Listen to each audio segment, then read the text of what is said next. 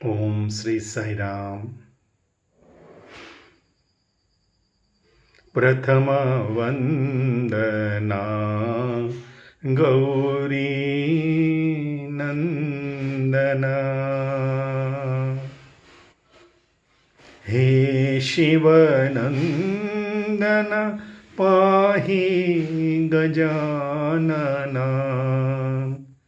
Prathama Vandana Gauri Nandana.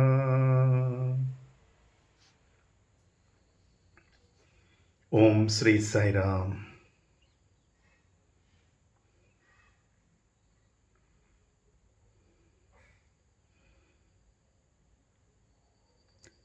Why we need to be connected with our own God mind, our own God self, all the time. We have to keep connected.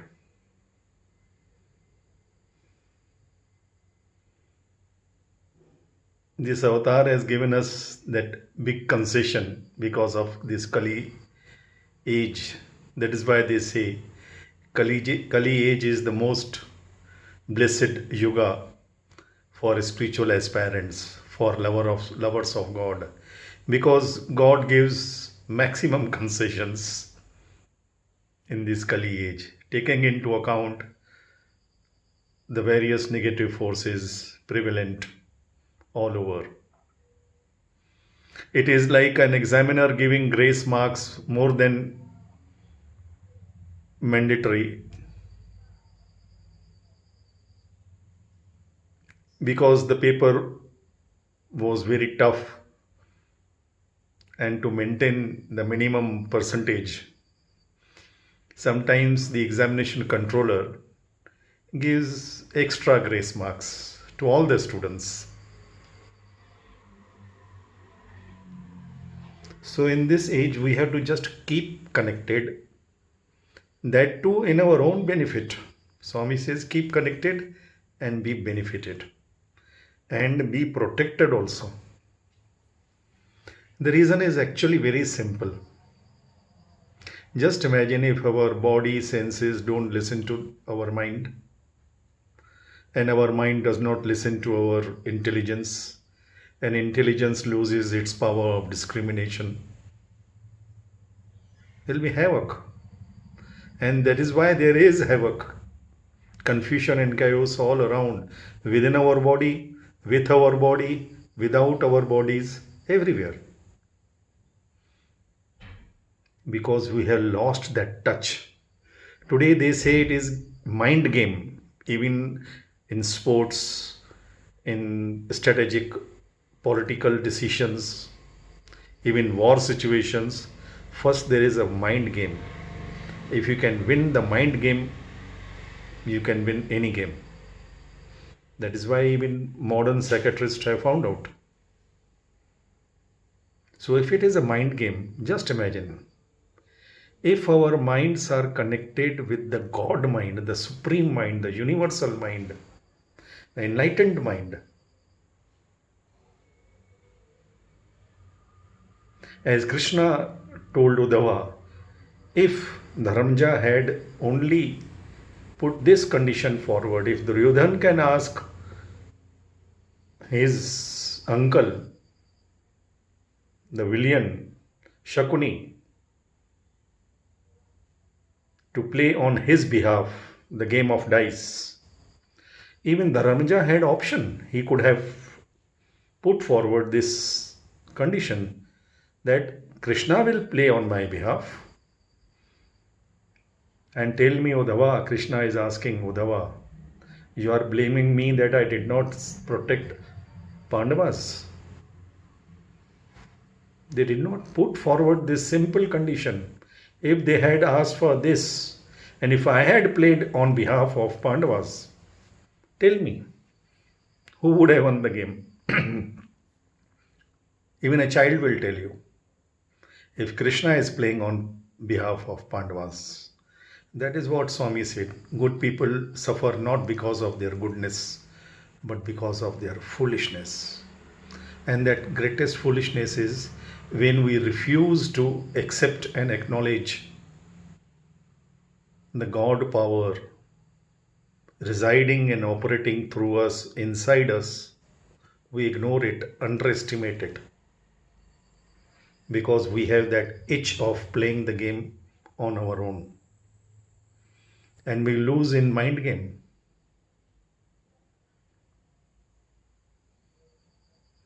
This is fundamental discrimination Swami wants each one of us to develop and cultivate.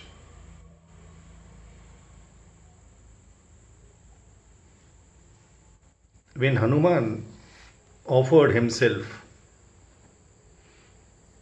that he could lift Mother Sita from Ashokvana Vatika, from her captivity, on her shoulder,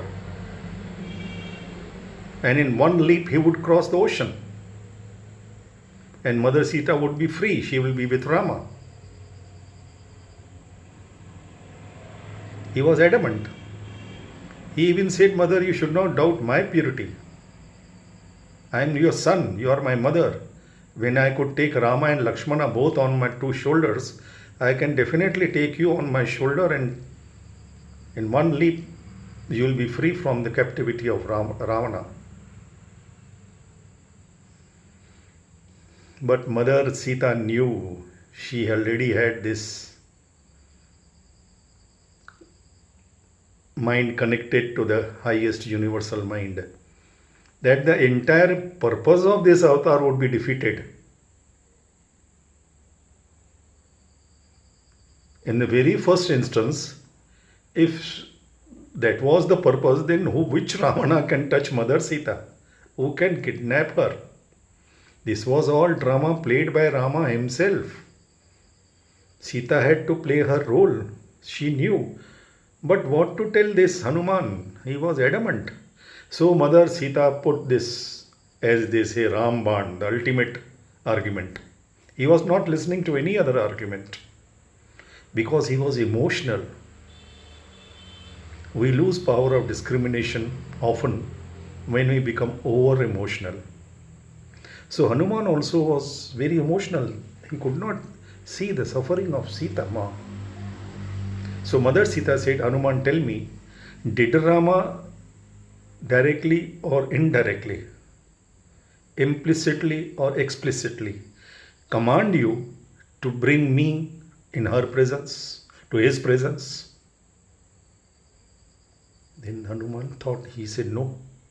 He just gave me this ring for my identification, and he asked me to come and search for you and report to him where you are and what is the situation around. That's it. He did not utter a word beyond that. This very act of Rama, this very clear message of Ramayana, of Hanuman, and this very argument of Mother Sita saved Hanuman's life. Later, when Hanuman was carrying that mountain for the Sanjeevani, Lakshmana was unconscious. When he was crossing the sky, Shatrughan and Bharata both saw one strange like figure moving in the sky in the direction where Rama had gone in the forest. So Shatrughan immediately put bow and arrow, but hit him only that much that Hanuman comes down. He did not hurt him or kill him in any manner. Discrimination. You should not be over enthusiastic in your actions and reactions. That is sign of maturity. And when Hanuman narrated the entire story, that how Sita mother is kidnapped, where she is, and he went there, he even offered to take her. Shatrugna was so much, he was Lakshmana's DNA. He got so angry, he told Bharata, brother, let us take our army. Our brother Lakshmana is unconscious, Rama is alone, and that Ravana is a big demon. We have to take our army to be besides our brother. No ways we can just be witness to this. But Bharata had fundamental discrimination. He said, Shatrughan, you did not listen to his story properly. When Mother Sita refused to go with Hanuman from Ashok Vatika, what argument did she give? Rama had not commanded Hanuman to bring back Mother Sita. And you should know, our brother Rama, you should have confidence that he is enough for not one Ravana, even hundreds of Ravanas. And who can touch and kidnap Mother Sita, the embodiment of purity? If Rama has decided that she be there and she be kidnapped, there has to be some divine purpose. And we should not interfere in divine purpose just because we become impulsive and we want to play some big role in that. This is called fundamental discrimination that every bhakta should have. Who can be a greater bhakta and balanced bhakta than Bharata? Can we doubt the strength, the power, the willingness of Bharata to help Rama? No ways. When Bharata refuses to interfere, it would be called interference in his plan. Had Bharata taken that impulsive decision, emotional decision, that I want to prove myself to be the best brother and I want to show to the world that I cannot bear this tragedy, let us go and take our army and show Ravana, Rama would have thrashed him left and right. Because he was wise, he was mature, he had balance, and he was connected to Rama 24/7. He would not take any hasty or impulsive decision just to prove his devotion. No ways. A true bhakta doesn't have to prove his devotion to every Tom, Dick and Harry. He is answerable and accountable only to the master. People will talk this way and that way, whatever happens and does not happen. That is their nature. That is the nature of human mind. To go on commenting, we have to be focused only on our Lord. We are accountable and answerable only to Him. And when we are truly and sincerely dedicated to Him, a sincere and dedicated wife, a dog and servant, they understand the body language of their master. They will know through the power of their intuition, from common sense to divine sense. Common sense is power of intuition, power of intelligence, power of mind. We have power of mind, our body also has power, strength, but higher than that is power of mind. If your mind is overridden by emotions, like Arjuna at the battlefield, he was very powerful, strong man, one arrow he could destroy the entire Kaurava army. But when he is overpowered by emotions, he loses that discrimination, fundamental discrimination. He was discriminating, but not fundamental discrimination. He was discriminating from limited vision. We all have limited visions, limited wisdoms. We overestimate, as I often say, our powers, our strengths, our knowledge, even our so-called wisdom. We overestimate it. And I know everything. Nothing. We know nothing. We don't know the next moment. We have to accept it. We have to be humble enough to accept this truth. We don't know the next moment. As simple as that. So what needs to be done? like a performer, but we have to perform. We are not his puppets.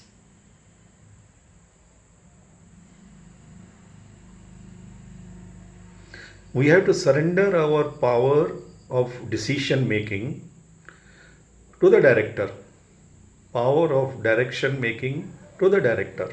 But we are obliged, we are made to perform. We cannot sleep off.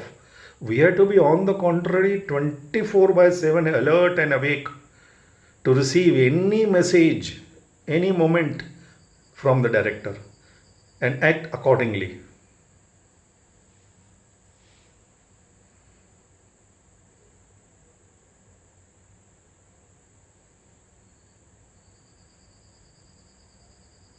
Rama would never ask Hanuman to go and burn Lanka. No ways. That is not sign of Rama. Rama is our national hero more than anything else. He is our ideal of this country, Bharat. Bhav Rag Tala. Swami used to say Bharat means Bhav Rag Tala. There has to be harmony of thought, word and action. He alone is true Bharatiya.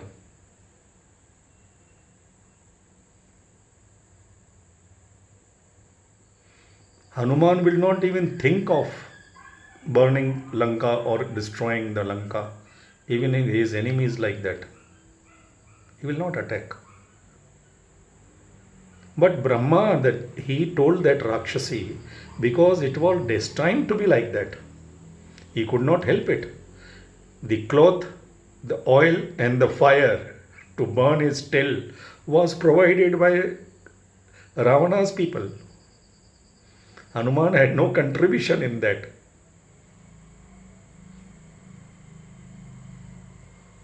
Except that when they lit the fire and the tail is burning, naturally, as a reaction,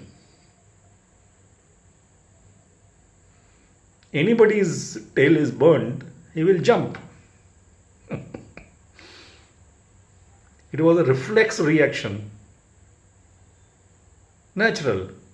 So he had to jump from one house to another house till he comes to the ocean and puts his tail in the ocean to let go the fire.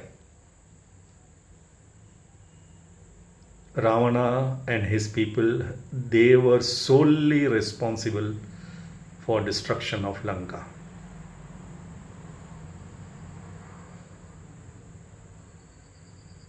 This is how divinity works. When Mother Kaushalya welcomed Rama, telling him that, "Oh, great warrior, you have killed the greatest of demons, Ravana." He said, "No, mother, I did not kill him. His arrogance killed him. That became the cause of his death and destruction." Same way, Hanuman did not burn Lanka. Ravana's own arrogance and ignorance, as Valmiki again and again I repeat, in spite of all his bookish knowledge, educated fools. Valmiki and Swami himself calls them Murkhudu. We should know our limits. It is our own interest that we keep connected to the highest power which is available to us, and we are blessed that the highest power which great Rishi Munis could not comprehend or get connected after centuries of their tapas and whatever, they could not. No ways. It is beyond our human comprehension. That power, out of mercy in this Kali age, has come down to our level so that we can communicate, we can get connected, keep connected with him, we can love him. You will not believe what petty problems people would bring to Swami. He only told me that when your son is born, I will come to keep his name. That voluntarily, he himself said, "Great spiritual son, I will come to keep his name." Then he said, no, you bring him here, I will keep the name here, and then next I will come to you. I took advantage of that one grace of God using my Sindhi brain. I made him cut hair of my both children. He arranged everything. It is the whole drama was arranged by him. I have mentioned in my other videos how he made that big drama of during marriage of my younger brother. And he postponed the naming ceremony for 2.5 years precisely for that my daughter is also born. And he cut hair. God cutting hair, giving first morsel of food and then naming them. He used to write home for so many students, children. That Russian scientist said this avatar is not exhibiting his powers. If he exhibits even this much power, we cannot even look at him. Powers are not to be exhibited. We don't have to shout on the rooftop that I am powerful, I will do this, I will do that. That is politician's DNA. Avatar would never do that. He is a silent worker. Even now he is offering himself. He has just gone, so-called gone, disappeared to work silently. He is working with supersonic speed all over the world. Not only this world, there are so many other things going on in our cosmos. We know nothing. I repeat, we know nothing. But we act as if we know everything. Let us come out of this self-deception. Keep connected to the highest authority, the God mind. Then we can win any mind game with any person. But our intention, agenda should not be to do harm, because Swami is first, again, fundamental discrimination. Many Sai devotees are indulging into certain acts without knowing or realizing what great mistake we all are doing. This God is Prema Swarupa. His first declaration in public is, why fear when I am here? I means God means love. Fear is lovelessness, love is fearlessness, love is hatelessness. The moment we hate or fear or do any, Swami told those industrialists whom Indulal Shah took to Whitefield for interview, that when you drink in your own rooms, in your own house, of course you are doing harm to your body, but that harm remains limited to your own body. You are not at least spreading that evil outside your house.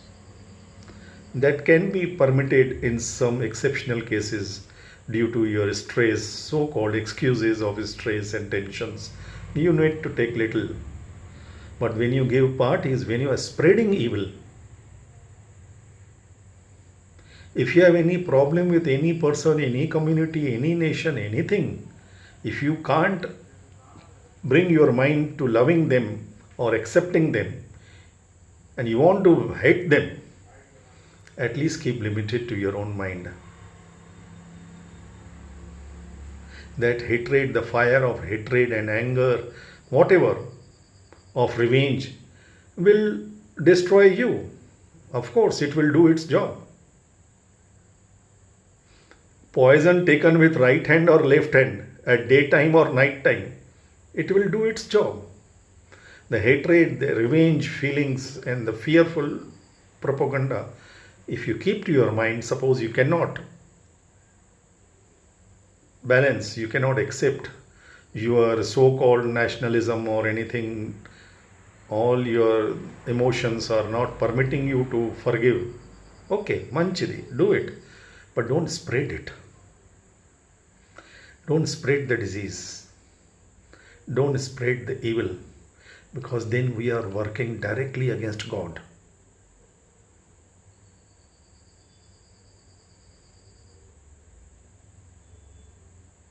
God is love.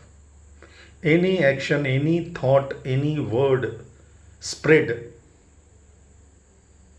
through our thoughts with your feelings or your words, even for some petty political gain, will poison. That moment we are working directly against God. Be sure of it. And we must not take this God for granted. No ways. The law of karma will operate. God is witness. Though He has declared in His avatar, I am watchman as well as catchman. He is not that tathastu God, okay, you do whatever you want to do, your karma you will have to bear and all that. No. This God, He has given us unlimited concessions, but at the same time, concessions are given for our upliftment, not for doing stupid things. He is very strict. Those who have lived with Him in His proximity, they know it. For your upliftment, your sadhana, whatever concessions you want, He will tell you, you go and chant Gayatri Mantra without taking bath, no problem. He will ask even ladies with undergoing monthly periods to touch His feet, no problem. Ladies don't do it, the saints cannot allow them due to impurities. Swami will say nothing doing. So long as it benefits you, your mind to be uplifted, all the concessions He has given. But if you do any mischief, anything against His mission, His will, His direct command, love all, serve all, help ever, hurt never. Even if you cannot help, hurting is no ways. If by mistake you hurt somebody, you have to immediately be in touch with him and apologize from him. Immediately. At least I do that. Instantly. Don't keep it even 1 minute. You can't keep a burning charcoal on your palm even for 1 moment. You can't hold a snake in your hand even for 1 moment. You have to just drop it. We have to be very careful with this God, because He has given us unlimited concessions for our upliftments. But we must not take Him for granted. Keep connected and be benefited. जय बोलो भगवान श्री सत्य साई बाबा जी की जय जय जय.